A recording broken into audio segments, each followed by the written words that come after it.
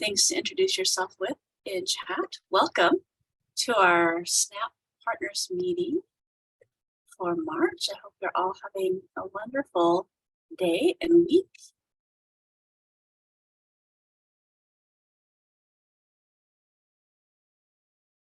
All right, before we begin our presentations for today, I did have an announcement that I wanted to share with you all.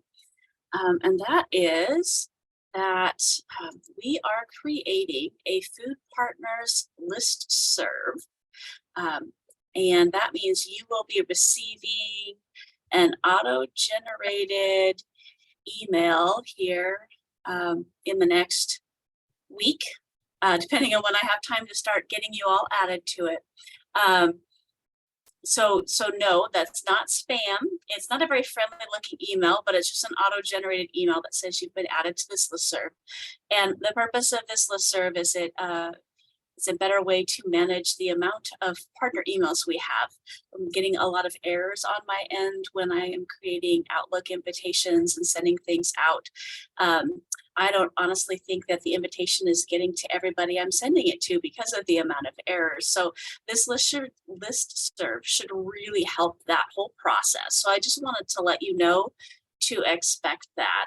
So once I have everybody entered onto this listserv, what's going to happen is I'm going to go through and I'm going to delete the current Outlook meeting invite for this meeting. The meeting is not officially canceled. It will be at the same time. It will be the same Thursday of the month. It will have the same link, but I am going to delete it and then I'm going to resend it, but I'm sending it to this listserv. So it should pop right back onto your calendar. I just wanted to make sure that you are aware. I know that can be confusing when you're getting multiple emails and such. And unfortunately, when I send a series, when you're outside of the organization, you don't get one invite, you get a bunch of invites for all the rest of the months, which I know is a pain, and I do apologize for that.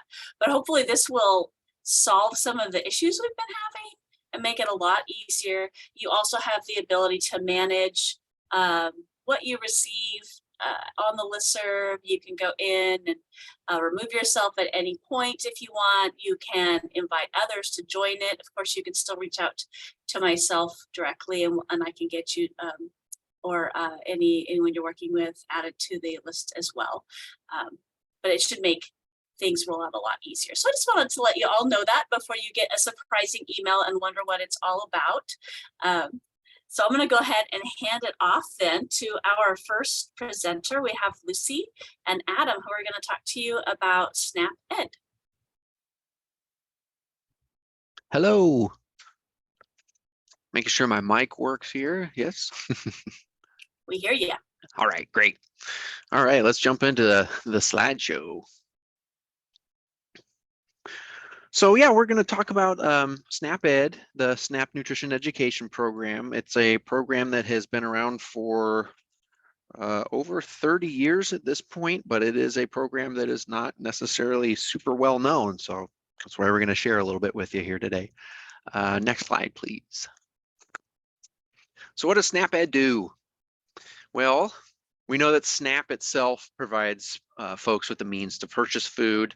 But what if we had a way to show folks what to do with that food or ways to stretch those benefits a little bit further or even ideas for trying new types of food? That's a big part of what SNAP Ed does. The overall goal of SNAP Ed is to increase the likelihood that people eligible for SNAP will make healthy food choices and choose physically active lifestyles. We say people eligible for SNAP rather than people receiving SNAP. We don't actually ask anybody if they're receiving SNAP if you're participating in a SNAP Ed program, but we do target areas that are predominantly SNAP eligible or SNAP recipients. But we don't ask if you're actually receiving SNAP. You have a couple of logos here that you may recognize. The Food Hero logo is the social marketing part of SNAP Ed because, let's face it, when people think of ODHS and they think of SNAP, they're picturing piles of paperwork and government buildings with all white walls, and it's not a great image to conjure up, right? So we market our SnapEd as Food Hero, which makes it a lot more accessible, and I think more it destigmatizes it a little bit. You might also recognize this Food Hero logo from. Ooh, whoa. You might also recognize this Food Hero logo from some goodies that have gone out recently to some DHS offices. We have grocery bags, reusable grocery bags, and there's been some bright, really nice calendars that have gone out as well. And we'll show you a little snippet of those on a later slide here. In Oregon, we contract with Oregon State University Extension to provide the actual nutrition education. Working with OSU really gives us a lot of ways to support and engage people in the program, because OSU has stuff like they have their master gardeners and they have their master food preservers. So, you know, when we're talking about like these people know food, they know food. Their whole goal is making those dollars stretch a little bit and getting the most bang for your buck. SnapEd, we have a number of registered dietitians on staff at OSU.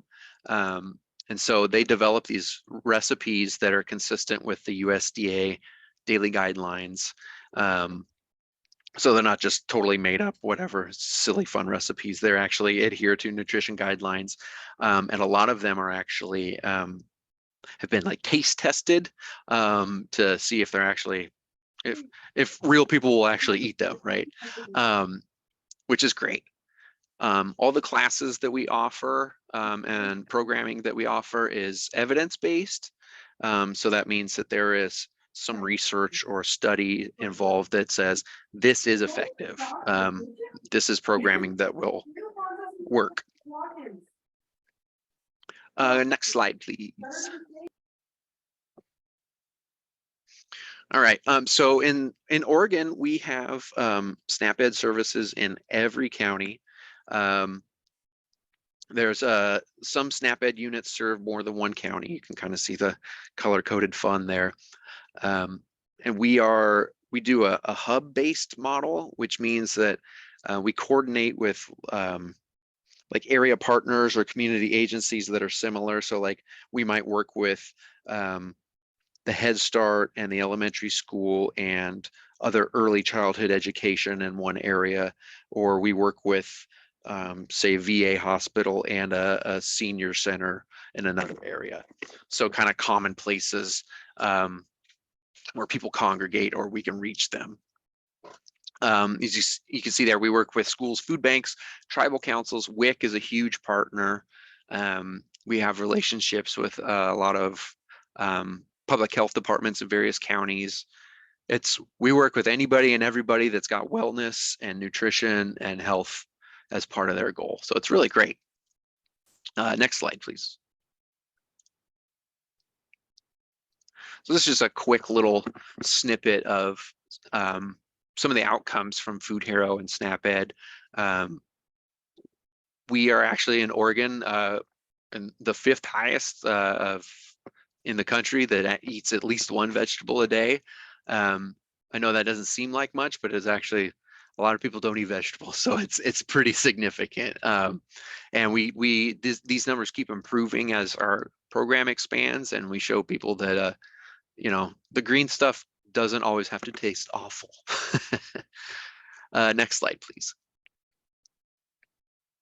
So here we have some more statistics about how many folks Food Hero reaches. We have a lot of recipes on there. Almost all of our programming and recipes are available in Spanish as well as English. We also, I mentioned this before, but we have some recipes that have been taste tested, and that's the kid approved recipes. So we test these recipes out in schools and cafeterias across the state, and it's a really simple questionnaire whether, hey, did you like the taste or did you not like the taste? And they're certified kid approved if at least 70% of the kids liked it. So you know that those recipes are got a pretty good chance of winning the kids over. We have a little snapshot here from our new calendar that we put out. There's gardening and cooking tips on each month. And it's unlike so much of what we have from a government agency. This is full color and pretty and fun, which we're really proud of. These are free. You can pick them up at ODHS offices, or if you're with an agency that would like some, reach out to us and we can get them to you. Next slide.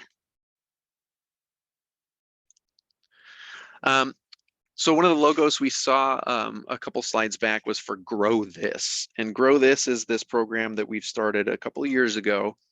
Oregonians can sign up to receive these seed packets from us. And there's like a grow along kind of lesson that goes with it. So there's videos and stuff that come out regularly. And there's a social media, like, show us what you're growing.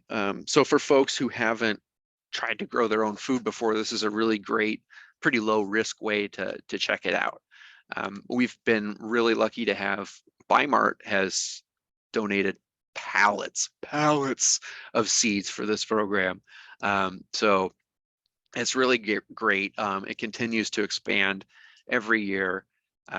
This is actually a program that we borrowed from West Virginia.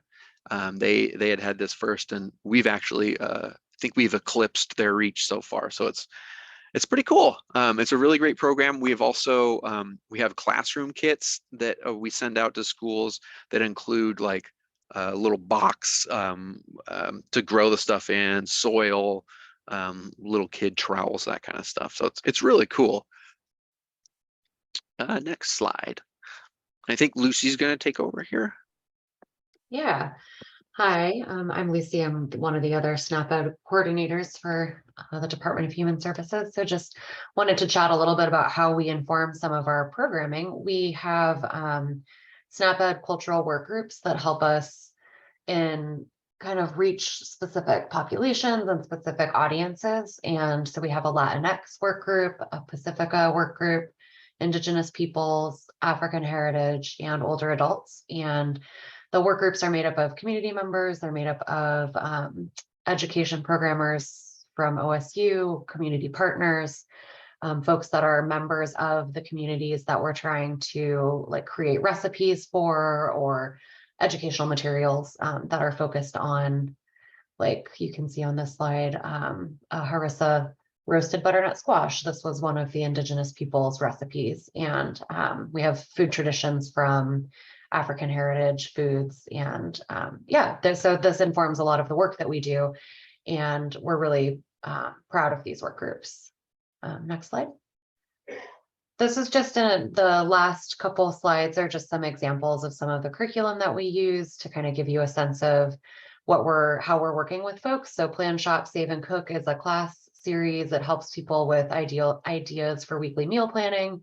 We're really trying to help folks with grocery shopping tips, like how to read nutrition labels, how to get the most bang for their buck when they're looking at how much, like price per ounce or price per, whatever the thing is they're looking to buy, where to shop, and then putting it all together to make something really tasty and something that they will like and that their family will like. Next slide. And then we have, this is another program, Walk with Ease. So it's a physical health program for older adults developed by the Arthritis Foundation. We offer these classes in person, virtually, or they can be self-directed. If you sign up and you get the Walk with Ease guidebook, you can just use it yourself if you're not, wanting to participate in a class. We just want to make sure that people have the information so that they can use it if they'd like. And we find that this is really it's kind of geared towards older adults. So it's popular with that population. And I see we're nearing the end of our time. So yeah, go to the next slide. So this is just, if you work with Oregonians and you want to connect with SNAP-Ed, here are some really easy ways to get connected. We have a really great presence on Facebook. We have Instagram, Pinterest, the foodhero.org website has all of this information on it. It's got all our recipes. You can search for recipes by like ingredient type or ingredient type that you don't want in it.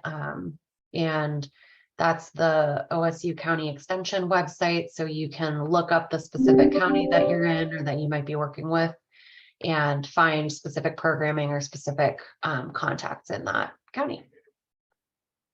Okay. And then I think the next slide is just our contact information. So yeah, that's SNAP-Ed. We had a question in the chat, Lucy. Oh, let me pull up. Oh, Adam's on it. Oh, all right. Cool. Thank you. Thank you.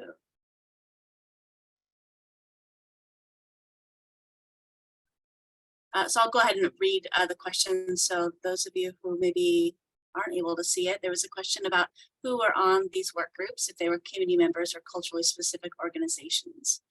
And Adam has messaged that it's a little of everything. We have staff from OSU and several folks from organizations, not a ton of community members at the moment, but they're always looking to expand. And so Jackie's asking about how do we join? So keep an eye on the chat. There's all sorts of fun stuff to learn there.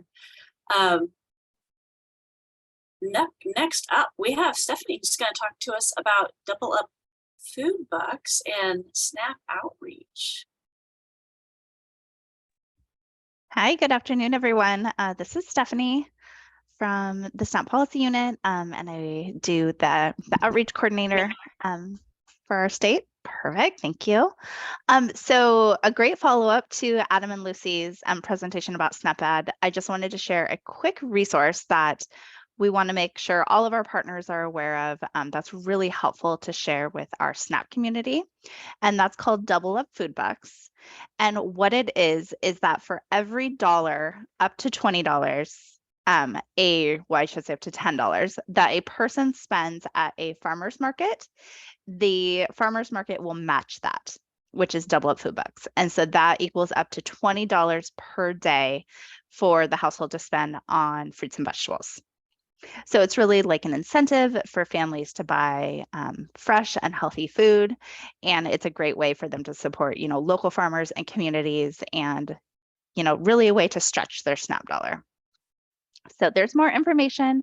The website is listed down there at the bottom. It's doubleuporegon.org, and it shares lots of information about which farmers markets and fruit and vegetable stands accept Double Up Food Bucks or accept SNAP. The way that someone would use it is typically they go to the main kiosk at their farmer's market and they would swipe their EBT card, and then the person who's running the kiosk would give them, double up their food bucks. So just wanted to share that resource. And then we'll kind of switch gears a little bit. I just wanted to give a refresher regarding students of higher education. We do have a small change in the policy coming here with the unwinding of the public health emergency, which I'll address.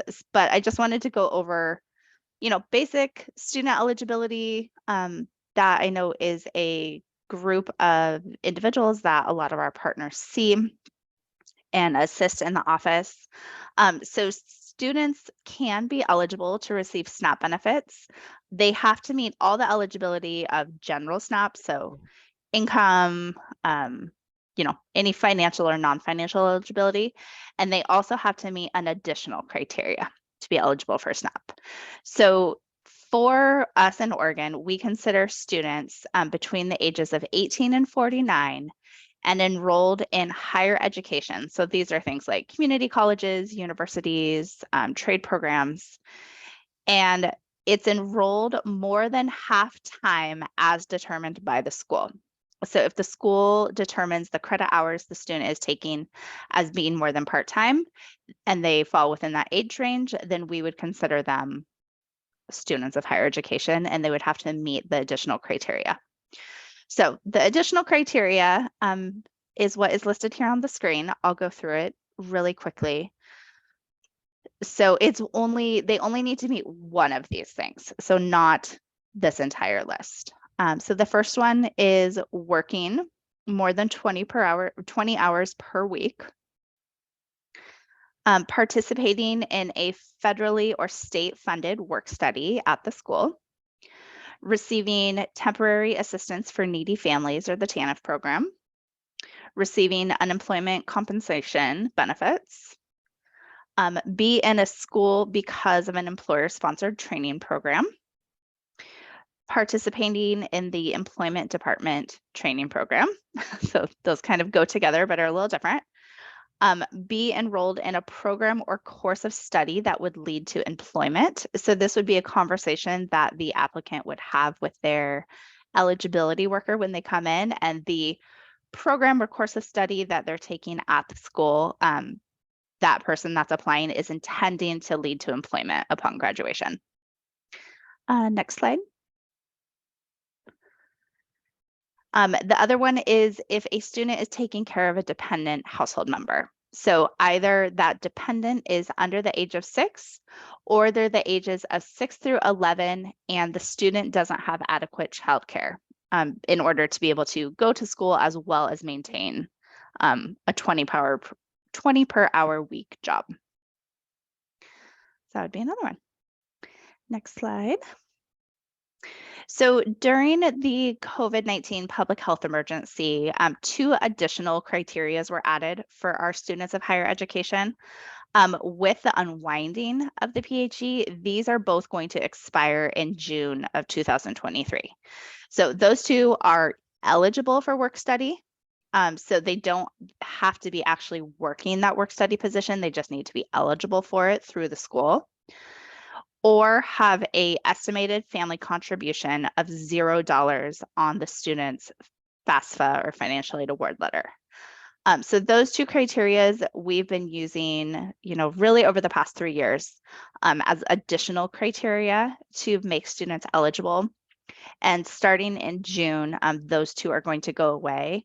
And then the other criteria that I had just went over on the previous slides, those will still be applicable. So what this means is for students who have a renewal after June 30th of 2023, we'll no longer be looking at these 2 temporary criteria. And for new applicants that are brand new to applying to the SNAP program, we will no longer look at these 2 temporary exemptions after June 10th. So they are kind of like odd staggered dates. And that's just the guidance that we've been given by our federal partners. Okay, so I'll pause here and check the chat and see if there's any questions about students of higher education or how they become eligible. I don't see any right now, but there's some comments about the double up food bucks that we can circle back around to, maybe if folks don't have any questions about higher ed. Absolutely. Oh, great. That's excellent information. It's either Rochelle or Rachel, and I apologize if I'm saying your name incorrectly, that they've actually changed it, and it's $20 in SNAP for a total of $40 that would be provided as double up. That's excellent.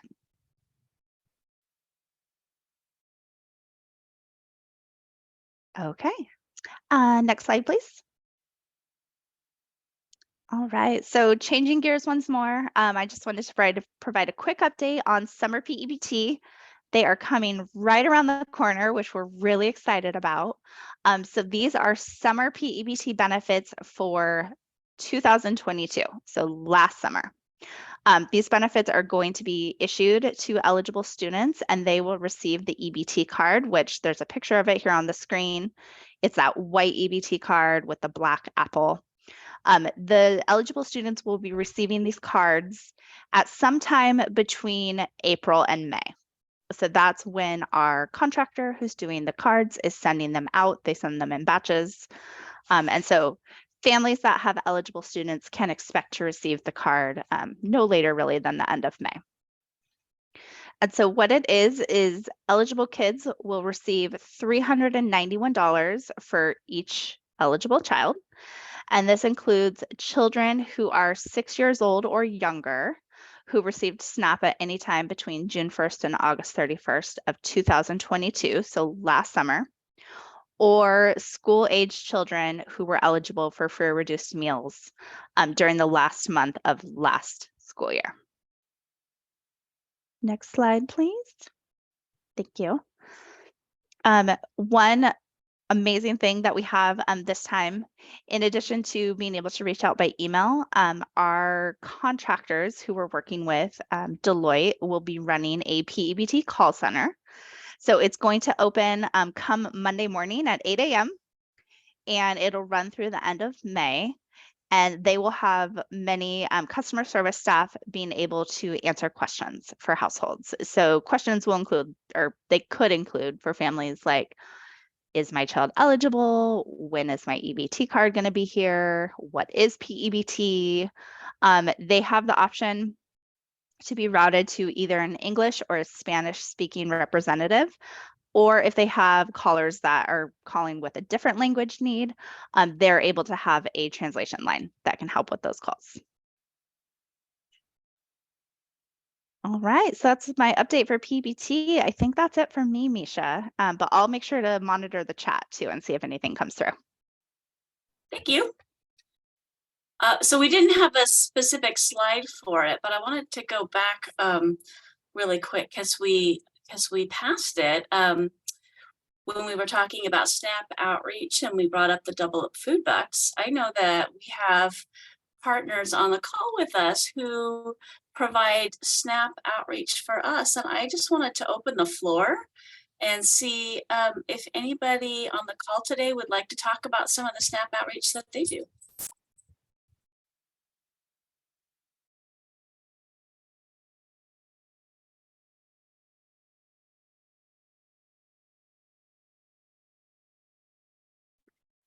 Yes, Angelita. Hi, everyone. I'm Angelita. I work for Partners for a Hunger-Free Oregon, and I'm our SNAP advocate. Misha graciously allowed me some time today to let you all know that Partners is holding a virtual community town hall to discuss how the end of emergency allotments is affecting people. I think we are all often in these policy spaces, but I wanted to create a space where we're talking to people who are directly impacted. So if you are interested in helping us get the word out and maybe attending, or if you know folks who would be interested in attending a space like that, I'll put my email in the chat and feel free to send me an email and I'll send you our flyer. We're asking folks to spread the word, maybe print it out and put it in your office or something like that if you know it's a space where people will find it. Thank you.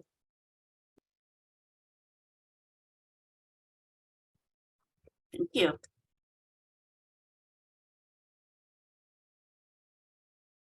Did anyone else have any SNAP outreach that they would like to share?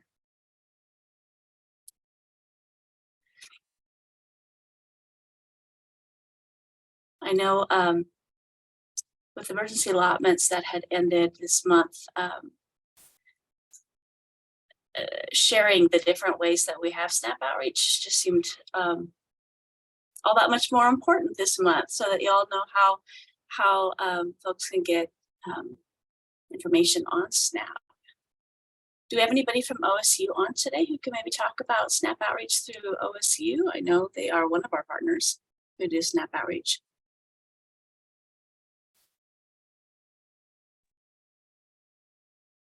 Well, I guess that would be me. The Basic Needs Center reaches out to college students. They're not a contractor at the moment, but they reach out to college students. And then we have offices in Polk, Yamhill, Columbia, Lynn Benton. We do a lot of Spanish language outreach in those areas. We have new staff in Yamhill, Polk, who Stephanie did a great job of training. Thank you so much, Stephanie, for helping when we have staff to our where we really appreciate it.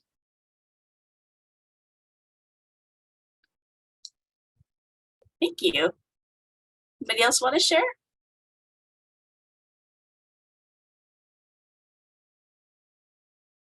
I did notice that there was a question in chat from Beth, and Stephanie had addressed that question, had to do with universal school meals.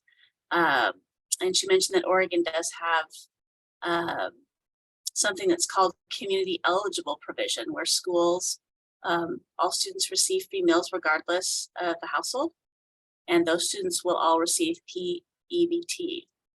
So I wanted to draw your attention to that.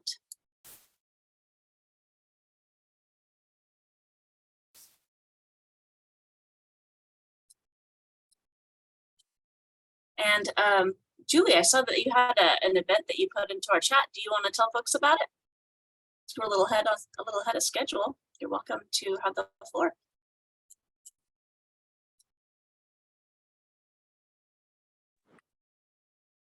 Hi there. Yes, we're having a Sources of Strength, Health and Wellness Resource Fair, our second one at the Boys and Girls Club, May 24th, 3 to 7 p.m. It kind of started out as a mental health resource fair, but we didn't market it that way the first year. We had 70 vendors last year. We're hoping for 80 this year. Guest speakers, we have a DJ, free food, free ice cream, tons of resource vendors. The robotics team brings their t-shirt cannon. There's a kids zone, lots of fun. And we're partnering with the Boys and Girls Club, Comp Northwest Medical School, Teen Challenge. Just a really great event. We're hoping to improve this year. And we would love for each of you to come and be a vendor. And if you will email, I will send you a save the date, and we will have flyers ready week after next, ready to get out to everybody. Thank you. Thanks, Julie. It is an amazing event. So I live in the community where this event is going to take place, and it was pretty amazing last year. So I recommend if you're in Lynn County or around it that you come check it out for sure. And I see Beth has a question. Thanks, Misha. Just going back to my question before about everybody school meals available to them. I just wanted to I know that community eligible schools are like there are only certain schools that have that status, and so but a kid in those schools would be eligible for PEBT. But I'm asking about the period of time during the emergency when we're just like, I think everybody, irrespective of whether you were in a community eligibility school, everybody was eligible for free and reduced school meals. I could be missing. Will there be any kids that will get PEBT even if they weren't in a community eligibility school? Hey, Beth, yeah, I can answer that for you. So for the 2021-2022 school year, Oregon did not provide those just like universal free meals to students. So if you think back, I guess like 3 years ago for the 2020-2021 school year, all of the kiddos in Oregon were receiving free meals really regardless of where they went to school because of COVID. And then because of that, they, in the most part, depending on factors of like how often, they went to school on site, were eligible to receive PEBT. So for last year, which is what we're basing the summer 22 program on, there wasn't that universal meal program for kids. I couldn't remember when the cutoff Yeah, was. I know it's a big bummer. There are some states that are pushing the universal meals through, but that's a different conversation. But Thank you. Yeah, so it would only capture the kids who either attended a community eligible provision school or attended a school where they themselves were eligible for free meals. So their parents or guardians turned in an application for them and they were eligible for meals. They will also get PEBT.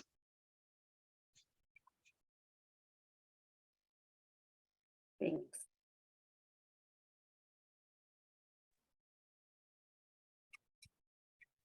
All right.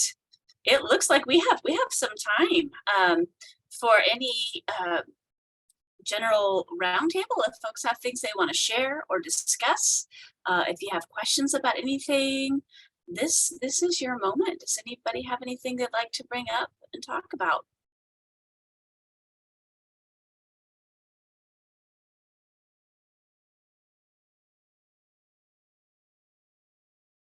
Yes, Michael.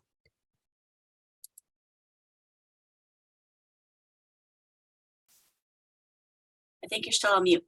There we go. So Crossroads Communities is going to be working with a local a university. We're going to be doing some nutrition classes at our service site at an affordable housing complex. And I would love to be able to get some brochures for these programs to be able to have for those. It'll be, we'll probably be doing 4 Saturday classes over the course of the summer or maybe spring. And we're hoping to be able to have some, if we can get our hands on some brochures to provide more information for participants, that'd be fantastic. Hi, Michael. This is Stephanie. Can you place your email in the chat and I will send you over some brochures? Shall do. Thank you. Thanks.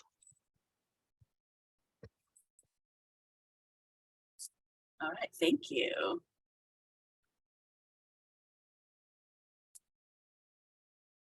So I am going to put something in the chat here that we haven't talked about, but both OHA and ODHS welcome feedback right now. We always welcome feedback, but we're welcoming feedback specifically to as the public health emergency is unwinding and things are changing. And I want to share an email. This email is really, it's intended for providers and partners to be able to provide feedback. So if you have feedback that you would like to share about how things are going, feedback that you are receiving from Oregonians as you're working with them, please share that. We are taking a close look at that and trying to address things as they come up and do better and make improvements and do what we can. So I wanted to make sure you all were aware that that is a way that folks can provide feedback. Does anybody else have anything else they would like to talk about or ask a question about?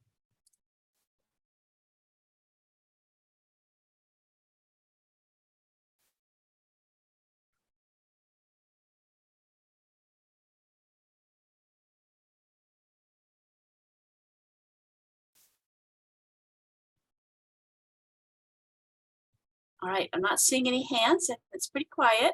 Feel free to interrupt me though. I know that James had an announcement he was hoping to talk to you about today, but he got assigned to another meeting. So we may include that information on the follow-up email that will go out. The follow-up email, my goal is to get that out to you within a week of the meeting. So the follow-up email will include the presentation slides. It'll include a link to view this meeting for folks that maybe were unable to be here, or if you want to rewatch part of it, it will be available. But it does take a week to kind of get everything in line and make sure we have our notes completely accurate. We vet those all through policy, and but we do try to get those out within a week. So you will get that information for sure. So I think what I'm going to do, since I don't see anybody else who has something they'd like to discuss, is give you a few minutes back of your time. It's so nice to have the gift of time, I'm sure. But I will stay on. And if you would like to stay on, if you have other questions or things to discuss, please feel free to do that. Otherwise, have a wonderful day, and we will see you again in 1 month. Thanks so much for being here. Thanks, Misha. Thanks, Julie.